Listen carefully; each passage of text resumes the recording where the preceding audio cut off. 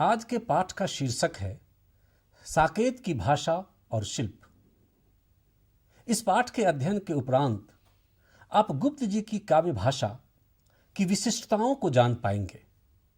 साकेत की काव्य भाषा की विलक्षणताओं और सीमाओं को समझ पाएंगे। साकेत महाकाव्य के शिल्प एवं संरचना से परिचित हो सकेंगे और साथ ही साकेत में विन्यस्त बिंब विधान, प्रतीक पटुता तथा उक्ति वैचित्र आदि का ज्ञान प्राप्त कर पाएंगे।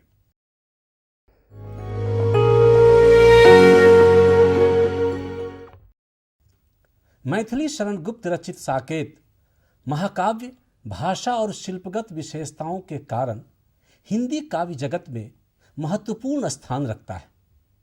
हम जानते हैं कि साकेत का मूल्य और महत्व प्रथमतः उसकी भाषा को लेकर है। उन दिनों ब्रजभाषा बनाम खरी बोली का द्वंद्व जोरों पर था। साहित्य में ब्रजभाषा का जादुई असर कम हो रहा था, तो दूसरी तरफ खरी बोली साहित्य की अभिव्यक्ति के लिए कसमसा रही थी।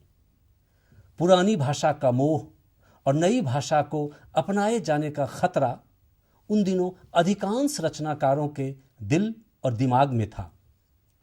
अयोध्या प्रसाद खत्री तथा महावीर प्रसाद द्विवेदी जैसे युग दृष्टा साहित्यकारों ने खरी बोली भाषा की अकूत ताकत को भांप लिया था।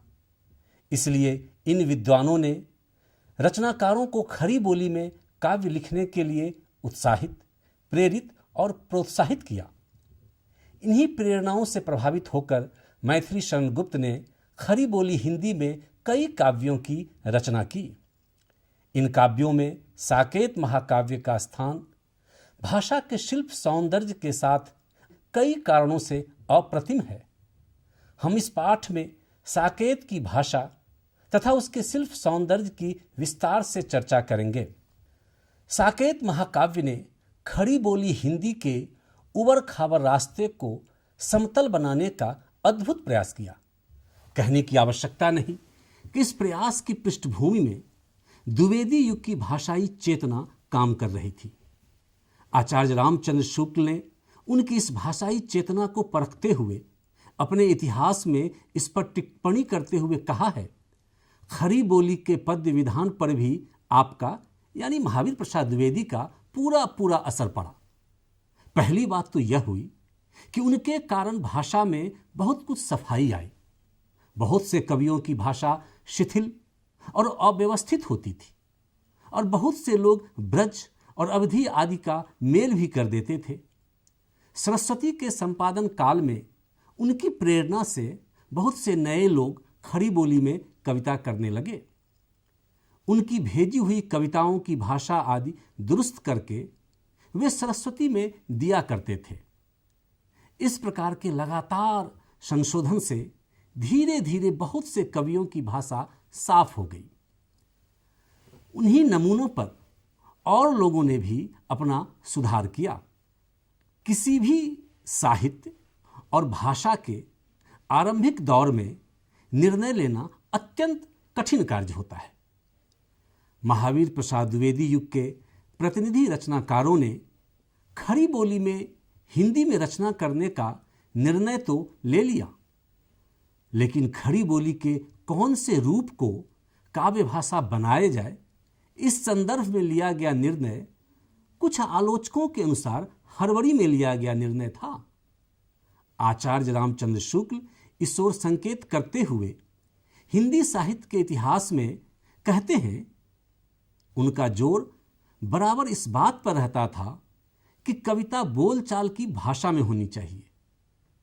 अब बोलचाल से उनका मतलब ठेठ या हिंदुस्तानी का नहीं रहता था, गद्य की व्यवहारिक भाषा का रहता था। परिणाम यह हुआ कि उनकी भाषा बहुत गद्यवत हो गई। पर जैसा कि गोस्वामी तुलसीदास ने कहा है, गिरा अरथ जल बीच सम कहियत भिन्न न भिन्न, भाषा से विचार अलग नहीं रह सकता। उनकी अधिकतर कविताएं इतिवृत्तात्मक हुई। उनमें वह लाक्षणिकता, वह चित्रमयी भावना और वह वक्रता बहुत कम आ पाई। जो रस संचार की गति को तीव्र और मन को आकर्षित करती है। अब देखिए, यथा, सर्वथा, तथा, तथैव जैसे शब्दों के प्रयोग ने उनकी भाषा को और भी अधिक गद्य का स्वरूप दे दिया।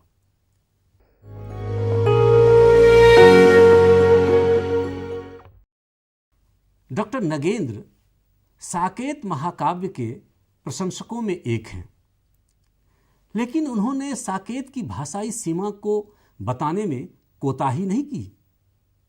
ऐसा नहीं है कि वे गुप्त जी की भाषाई सामर्थ्य से परिचित नहीं हैं। जहां जहां उन्हें ऐसा लगता है, उन्होंने मुक्त कंठ से गुप्त जी की भाषा की तारीफ भी की है। उन्होंने कहा है कि गुप्त जी की भाषा पर जबरदस्त अधिकार था। अब उन्हीं के शब्दों में सुने, साकेत में आकर गुप्त जी भाषा पर प्रभुत्व प्राप्त कर लेते हैं।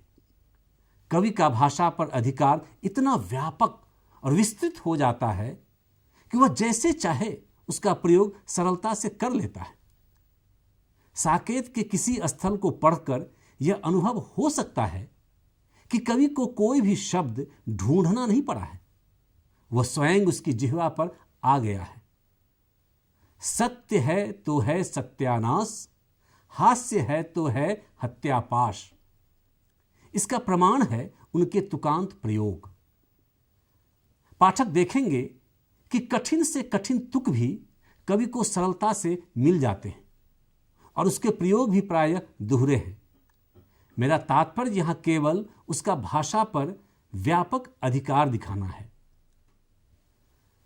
डॉक्टर नगेंद्र का मानना है कि साकेत की भाषा में काव्य भाषा की सूक्ष्मता का अभाव है और यह अभाव भाषा को मांझने संवारने की कमी के कारण है। वे कहते हैं, शक्ति उसमें है, इसे कौन अस्वीकृत कर सकता है, परंतु यह भी स्वीकृत सत्य है कि लचर भाषा के उदाहरण साकेत के बराबर अन्यत्र मिलना कठिन है। इसका कारण है पॉलिश की कमी। गुप्त जी अन्य कलाकार कवियों की भांति पॉलिश में विश्वास नहीं करते। उनके वाक्यों में पंक्ति की जैसी कांट छांट और शब्द चयन नहीं है, न महादेवी की सी स्वाभाविक मधुमिश्री। कवि के मन में जो एक पद एक बार आ गया, उसे उसने ज्यों का त्यों रख दिया, उस पर विचार कदाचित ही किया हो। सूर्य का यद्यपि नहीं आना हुआ, किंतु समझो रात का जाना हुआ, क्योंकि उसके अंग पीले पड़ चले, रम्य रत्नाभरण ढीले पड़ चले। उक्त उद्धरण में यद्यपि, किंतु, समझो, क्योंकि आदि शब्द कविता की दृष्टि से निरर्थक है। उनसे भाषा की कशावट को क्षति पहुंचती है। मैथिली शरण गुप्त की काव्य भाषा के संदर्भ में हमें संवेदनशील होना होगा और गुप्त जी को समकालीन संदर्भों में समझना होगा। इसमें दो राय नहीं कि गुप्त जी की भाषा में कई समस्याएं हैं, किंतु वह समय खड़ी बोली हिंदी के बनने समरने का समय था। कई आलोचकों ने गुप्त जी की काव्य भाषा को इसी पृष्ठभूमि में देखने की कोशिश भी की है। उनके अनुसार अगर किसी युगांतर में हमें किसी में कविता न मिलती हो या कि कम मिलती हो, तो क्या वास्तव में वहां कविता नहीं होती? कबीर या गुप्त जी में यदि हमें कविता की प्रतीत न हो, तो क्या वास्तव में वहां कविता नहीं है? काव्यत्व के कुछ शाश्वत तत्व या प्रतिमान अवश्य होते हैं, परंतु उसके कुछ गतिशील तत्व भी हैं, जिन्हें हम समकालीन जनरुचि, ग्रहण माध्यमों और कविता तथा लोक की समहृदय उपस्थिति आदि से पहचान सकते हैं। मसलन हमें छंद न भाते हों, तो क्या वे कभी कविता का अनिवार्य सौंदर्य नहीं रहे? भाषा के प्रारंभिक स्वरूप में संप्रेष्य जन और संप्रेषित कविता के बीच एक अलिखित समझौता होता है। हमें आज जो कुछ अविधात्मक, स्थूल और सपाट दिखाई देता है, वह किसी युग में व्यंजना भी हो सकती है। जैसे कि कई बार पुरानी काव्यात्मक या प्रतीकात्मक भाषा हम तक आते आते अविधात्मक बन जाती है। तो जनसंचार में भाषा और अभिव्यक्ति माध्यम और अर्थ व्यंजना के स्वरूप बदल जाते हैं। इसके अलावा यह भी सच है कि आज हमें जो साधारण दिखाई देता है वह रचना के समकालीन दौर के संदर्भ में और आवश्यकताओं की वजह से अत्यंत प्रेरक माना गया हो। इसलिए काव्यत्व पर विचार करते हुए हमें स्वयं अपना युगांतरण और पर युग प्रवेश की प्रक्रिया अपनानी होती है।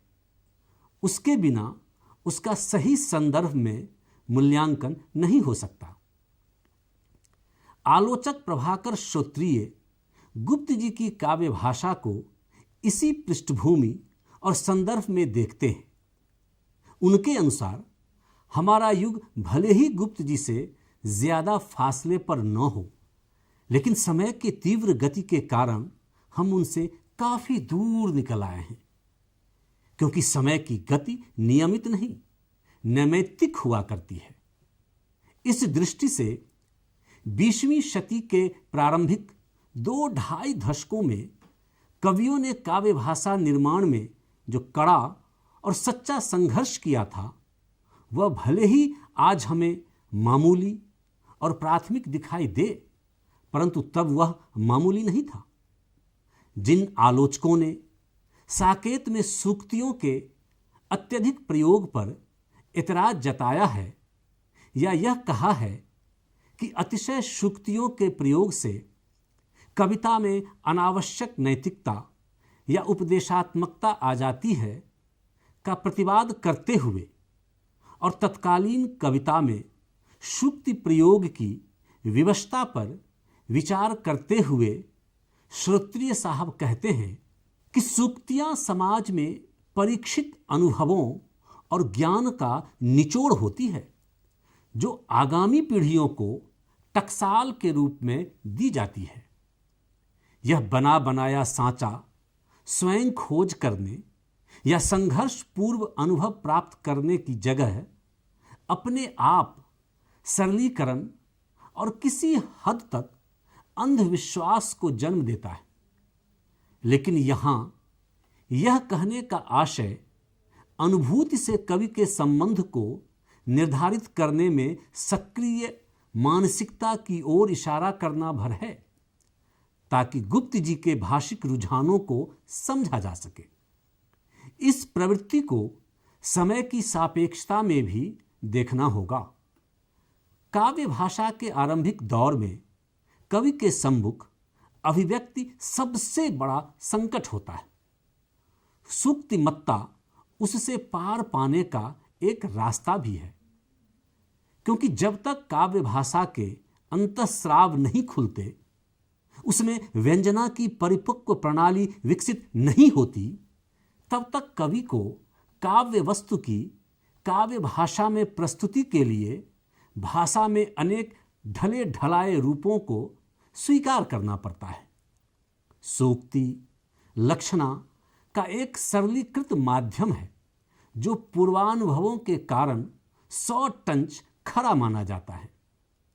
इसलिए कवि अपने में सृजनात्मक विश्वास जगाने के लिए या प्रामाणिकता के बारे में निश्चिंत हो जाने के लिए यथावसर सूक्ति का आसरा ले लेता है। मैथिली शरण गुप्त जी का सबसे प्रिय छंद हरि गीतिका है। उन्होंने अधिकांश काव्य रचना में अपने इस प्रिय छंद का उपयोग किया है।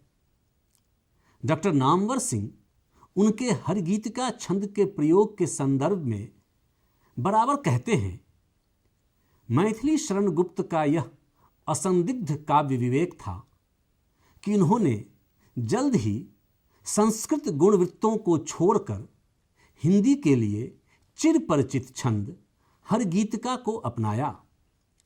हरि गीतिका वह छंद है जिसे हिंदी जाति के लोकमानस में गोस्वामी तुलसीदास के रामचरितमानस में कथा प्रवाह के अंतर्गत थोड़े थोड़े अंतराल पर सभी भाव प्रसंगों में इस्तेमाल किया गया है। तुलसीदास ने इस छंद के द्वारा कथा कहने का भी काम लिया है, उपदेश देने का भी और मार्मिक क्षणों की अभिव्यक्ति का भी। कहने की आवश्यकता नहीं कि यह छंद गुप्त जी के हाथों खड़ी बोली में कविता की संभावनाओं को उजागर करने वाला प्रमाणित हुआ। दूसरी ओर नामवर सिंह गुप्त जी की काव्य भाषा की सीमाओं को उजागर करते हुए कहते हैं, काव्य भाषा की एक सीमा है। वह सीमा नीरसता नहीं है जैसा कि आमतौर से कहा जाता है। भाषा रागात्मक न सही तथ्यात्मक तो है। तथ्यात्मक होना दोष नहीं, दोष यह है कि वह इकहरी है, इतनी संश्लिष्ट नहीं कि किसी वस्तु, दृश्य, घटना या जीवन अनुभव को उसकी समग्र संकुलता में व्यक्त कर सके। इंद्रिय बोध से लेकर भाव बोध और विचार बोध के स्तरों तक जीवन व्यापार का अनुभव करा सके और बिंब भी प्रस्तुत कर सके। गुप्त जी की इकहरी भाषा में यह क्षमता न थी। भाषा का यह इकहरापन वस्तुतः उनके भाव बोध और चिंतन के इकहरेपन का सूचक है। इन सीमाओं के बावजूद गुप्त जी की काव्य भाषा से हम बहुत कुछ ग्रहण कर सकते हैं। भाषा के सामान्य इतिवृत्तात्मक, अविधापरक, स्वाभाविक उपयोग से लगाकर लक्षणा और व्यंजना के ऐसे उदाहरण गुप्त जी के दाएं हैं जो भाषिक स्तर पर उन्होंने आगामी पीढ़ी को दिए। जहां भाषा के इतने विविध प्रयोग हैं, वहीं कहीं इतनी गहरी अर्थवत्ता, वक्रता और व्यंजना है कि भले गुप्त जी को पूरा पढ़ते हुए बीच बीच में चमकने वाले ये अंश पाठ की दृष्टि से ओझल हो जाएं, लेकिन आगामी कवियों ने इस भाषा दाय का अत्यंत गहराई, व्यापकता और सामर्थ्य से विकास किया।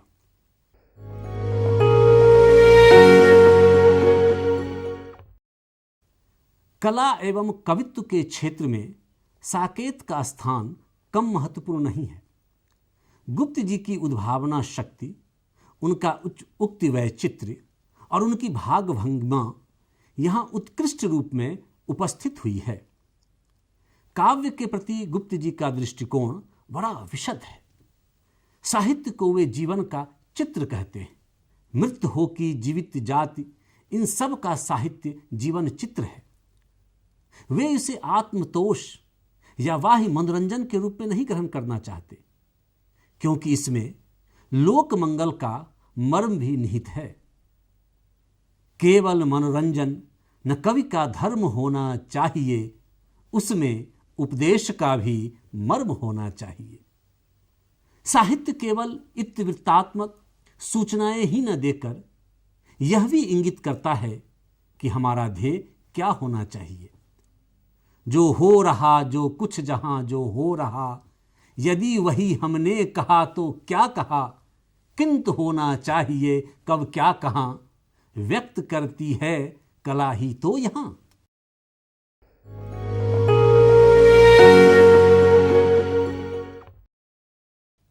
साकेत में गुप्त जी का व्यंजना कौशल एवं उक्ति वैचित्र्य प्रभावपूर्ण ढंग से व्यक्त हुआ है। समस्त काव्य में कवित्व के ये उपकरण पर्याप्त मात्रा में दिखते हैं। अंत्यानुप्रास के प्रति प्रबल आग्रह होने के कारण उन्होंने यत्र तत्र भावों को अप्रधानता भी दी है। फिर भी उनकी काव्यानुभूति एवं उसकी अभिव्यक्ति बड़ी विलक्षण है। छंदोबद्धता, तुकांत, स्वरलय और यति गति का इतना निर्वाह करने वाला और कोई आधुनिक कवि भाव संपदा में गुप्त जी के समतुल्य खोज पाना आसान नहीं। इस काव्य में समस्त लगभग सभी काव्य नियमों का पालन करते हुए उन्होंने जो उद्भावनाएं प्रस्तुत की हैं वे विलक्षण हैं। काव्यात्मक चमत्कारों, विरोधमूलक उक्तियों और शब्दार्थ की सूक्ष्म व्यंजना में साकेतकार दक्ष है। परिस्थिति सर्जना और उसका मर्मोद्घाटन करने में वे सक्षम हैं। उनका भावबोध अत्यंत सघन और सूक्ष्म है। साकेत के काव्य वैभव का मूल्यांकन करते हुए यह तथ्य स्मरणीय है कि इसका कवित्व प्रायः विचार प्रसूत है। इसमें भावुकता का अजस्त्र प्रवाह, अबाध गति एवं भावोद्रेक उतना नहीं है जितना कि सुविचारित उक्त वैचित्र्य है। इसलिए उसके कवित्व को कला के रूप में ग्रहण करना अधिक समीचीन है। इसे आलोचकों ने काव्य कला की भी संज्ञा दी है।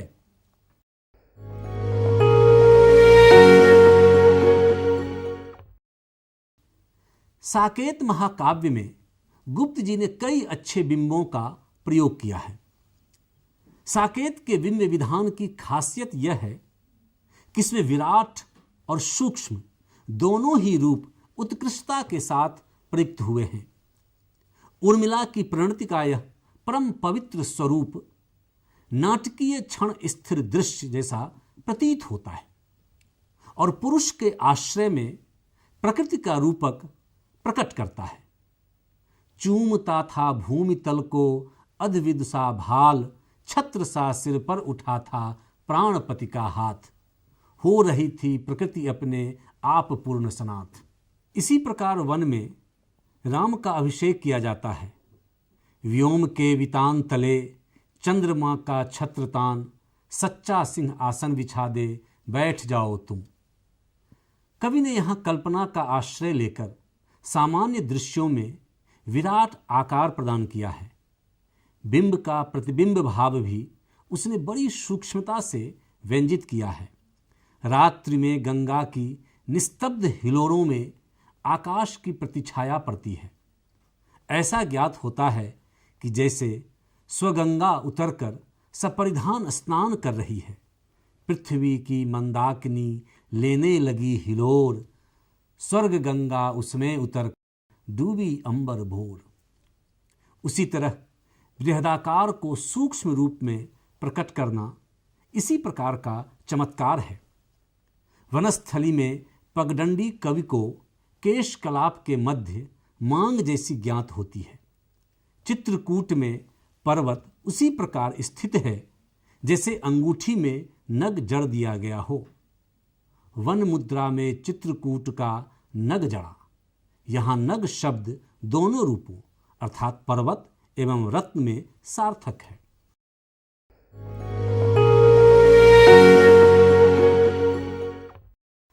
साकेत में प्रतीक रूप में कुछ भावचित्र बड़े सुंदर बन पड़े हैं।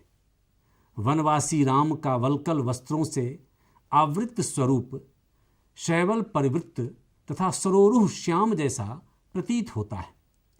यहाँ कालिदास जैसे सर सिज मनु विद्धंग शैविले नापिरभ्यम की कल्पना है। ऋतु वर्णन के साथ साथ कवि उर्मिला की तादृशी मनः स्थिति भी प्रकट करता है। शिशिर न फिर गिर वन में, जितना मांगे पतझड़ दूंगी मैं इस निज नंदन में। कितना कंपन तुझे चाहिए ले मेरे स्तन में, सखी कर रही पांडुरता का क्या अभाव आनन में। शिशिर का तुषारपात उसके मानस भाजन में नयन नीर जमा देता है। इसी प्रकार अधोगति और ऊर्ध्व गति का संकेत प्रतीक के सहारे गौ और कुर्री द्वारा दिया गया है। सखी गोमुखी गंगा रहे, कुर्री मुखी करुणा यहाँ। गंगा प्रतिभिमुख है और कुर्री अभिमुख। इस प्रतीक द्वारा कवि ने दुखोद्गार प्रकट किया है।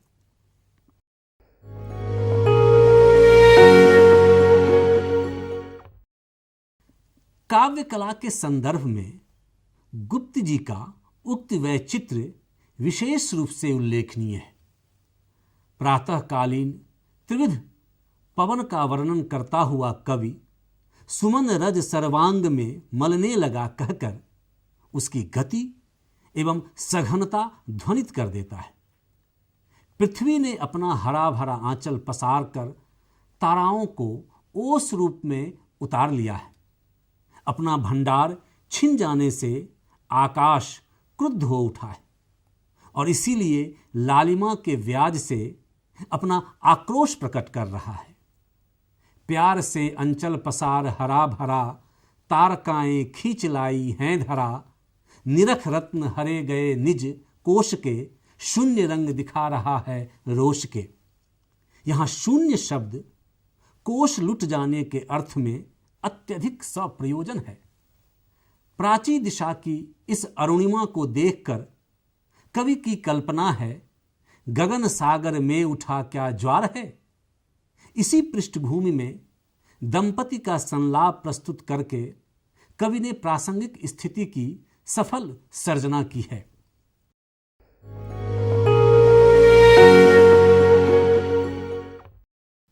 इस संदर्भ में हम संक्षेप में कह सकते हैं कि आज हम जिस समृद्ध और संपन्न खड़ी बोली पर गर्व करते हैं, उसको बनाने, संवारने और सजाने का आरंभिक सफल प्रयास मैथिली शरण गुप्त ने ही किया था।